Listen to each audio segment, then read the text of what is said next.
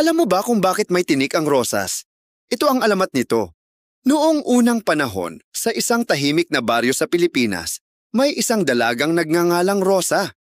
Maganda at mabait siya, at hinahangaan ng lahat ng tao sa kanilang lugar. Isa lamang ang tunay na minamahal ni Rosa, isang matapang at simpleng mangingisda. Araw-araw ay naglalayag siya upang mangisda para sa kanilang kinabukasan. Ngunit may isang mayamang Ginoo na nagnais kay Rosa. Sa galit at inggit, ipinahuli niya ang mangingisdang minamahal ni Rosa.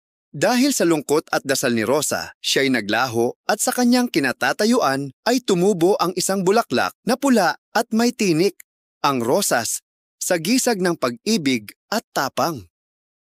Kaya mula noon, ang rosas ay hindi lamang simbolo ng pag-ibig, kundi paalala ng tapang at dangal ni Rosa. Kaya ngayon alam mo na kung bakit may tinik ang rosas.